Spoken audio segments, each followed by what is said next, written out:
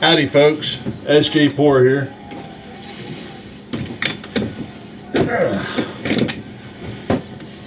Figured I'd follow suit with Glitch 777 and do a real story toot Saturday.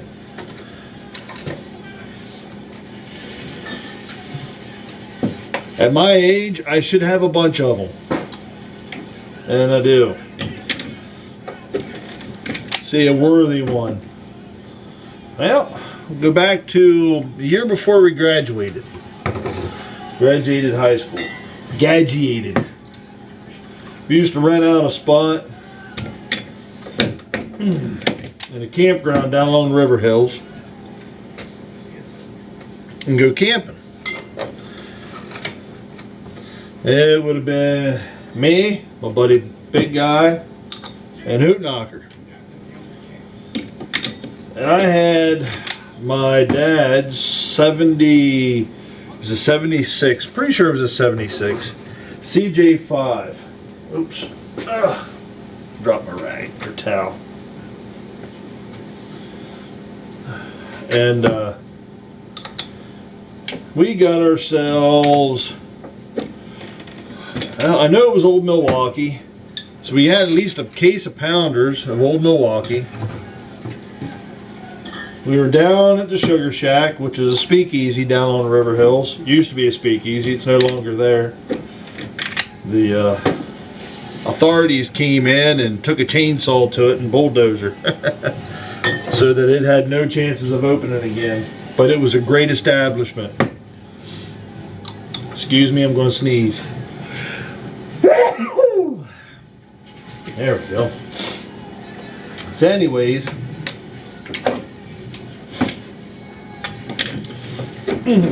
we drank that case of beer.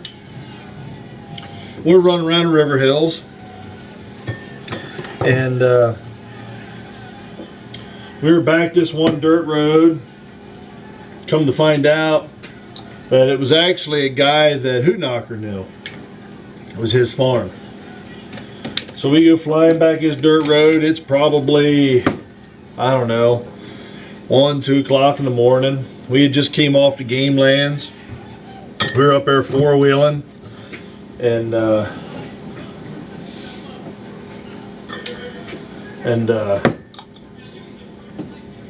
having fun up there. I mean, we were really tearing it up there. Whew, the game lands.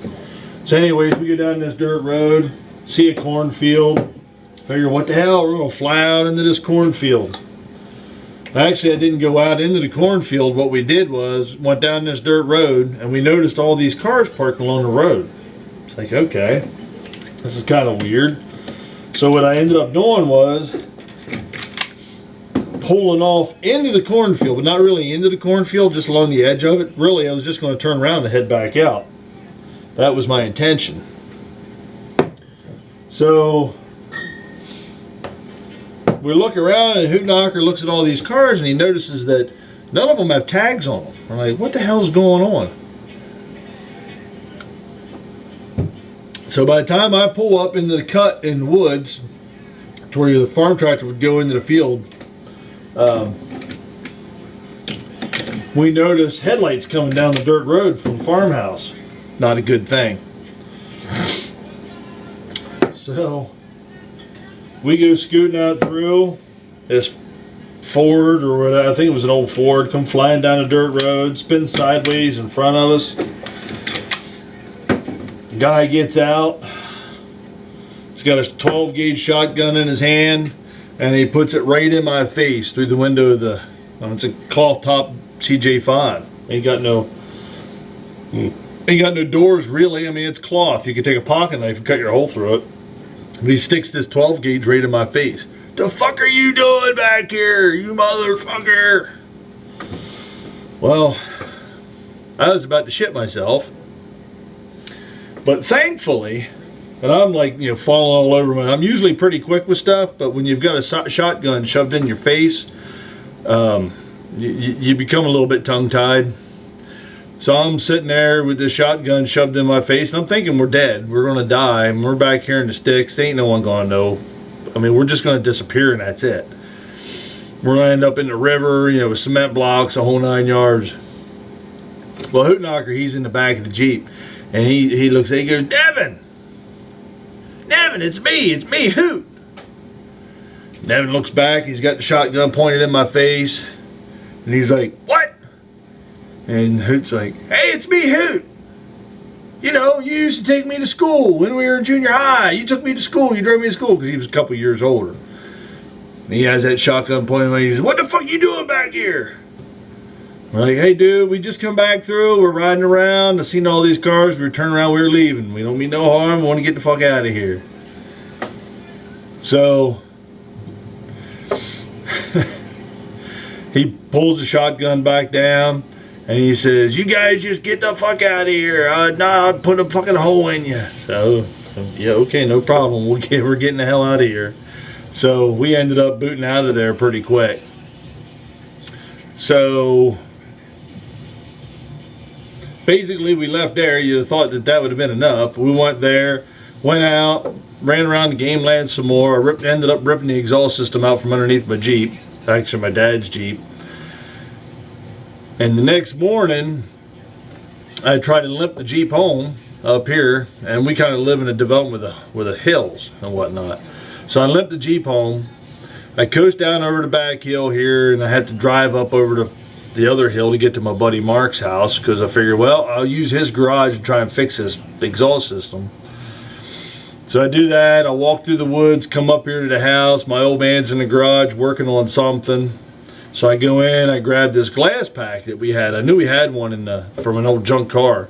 So I grabbed a glass pack, muffler, and I head back down over the hill, climb in underneath the Jeep, start wrenching everything together. And I no sooner I just got the muffler tightened up. I still had to put the tailpipe on. I felt this grab a hold of my legs, just pull me out from underneath the fucking Jeep.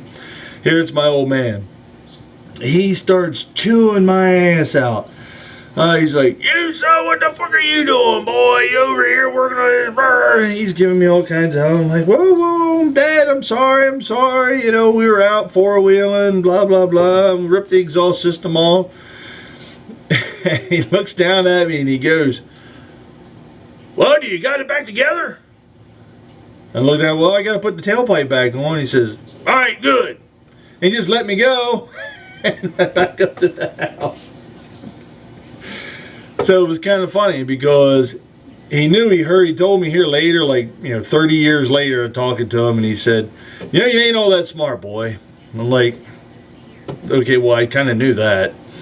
He says, remember that day when you were working on my Jeep and down at Mark's house? Says, yeah. He goes, I heard your dumb ass coming down over the hill. You thought that all the noise, because there's no exhaust system on it. So it's just blah, as I'm trying to climb this hill to get over to my buddy Mark's house, which is literally right behind the house here. He goes, as soon as I heard that, I turned around and looked, and I saw the CJ5 going up over the hill. So I knew what you did. You were out, you were partying, you ripped the exhaust system out. I was like, well, why didn't you come down and do anything sooner? He said, well, I didn't want to stop you until you were done fixing it.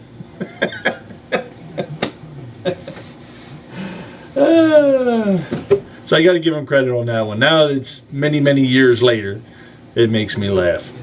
So, well. So that's a story from years going by. Real Story Saturday.